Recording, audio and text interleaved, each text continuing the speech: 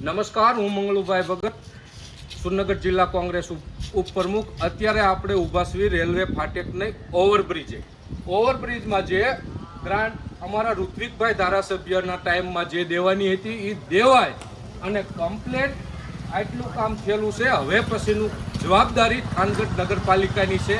તો થાનગઢ નગરપાલિકાના સત્તાધીશોને હું કહેવા માંગુ છું કે ગામનો જીવાદોરી સમાન અમારો આ અંડરબ્રિજ રહ્યો એ જલ્દી ને જલ્દી એનું કામ ચાલુ કરી અને આ ગામના નગરજનો વેપારીઓએ બધાએ આવી અને કીધું કે આ ઓવરબ્રિજ જલ્દી ચાલુ થાય એવું કરવાનું છે. તો હવે નગરપાલિકાને એક કહેવા માંગુ છું કે આવતા જનરલ બોર્ડની અંદર તમે આ ઓવરબ્રિજ અંડરબ્રિજ બાબતે કોઈ ચર્ચા કરી નથી અને કોઈ નગરજનોને વેપારીઓને વિશ્વાસમાં લીધા નથી.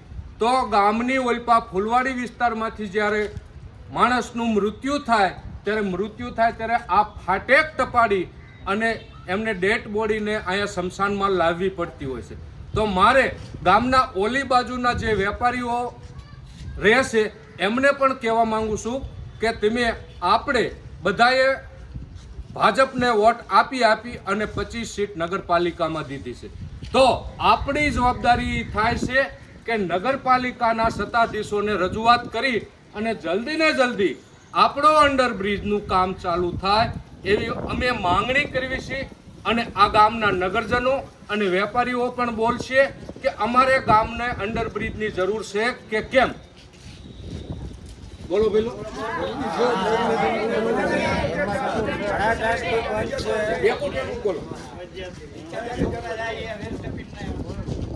અંડરબ્રિજ બંધ છે તો એની જરૂરિયાત છે, અવર જવર બિલકુલ બંધ છે સાવ.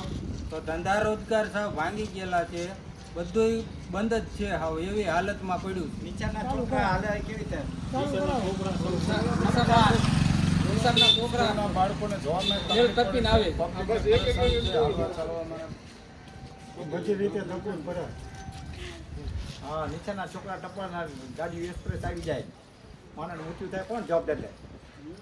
આ નાનું થાય તો નાણાં નીકળે ને ભાઈ. અમારે રિક્ષાવાળાને તકલીફ બહુ પડે છે. ઉપર થઈને જવું પડે, ભાડું એવા આપતા નથી. ઓવરબ્રિજ ચાલુ કરાવો. અંડરબ્રિજની ખાસ જરૂર છે. વહેલા તકે કામ ચાલુ કરવા વ્યક્તિ અને છોકરાઓ આવી જાય કોઈ રેલવેમાં આ છે એનું શું કોણ જવાબદારી લે? પાટા ટપીને આવે ને જાય બાળકો.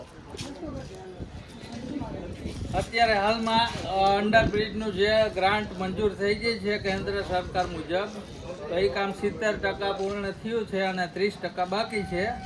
તો ગ્રામજનોની એવી નમ્ર વિનંતી છે કેન્દ્ર સરકારને કે અત્યારે જે હાલમાં કામ અધૂરું રહી ગયેલ છે અને નગરપાલિકા કંઈ પણ ધ્યાન નથી દેતું, તો એ લોકોને નમ્ર અપીલ છે બધા ગ્રામજનોની કે અંડરબ્રિજ ફટાફટ કામ પૂર્ણ કરવામાં આવે અને કોઈ પણ dead body railway crossing cross કરીને આવી શકાતી નથી અથવા વેઇટિંગ કરવું પડે છે 20-25 મિનિટ.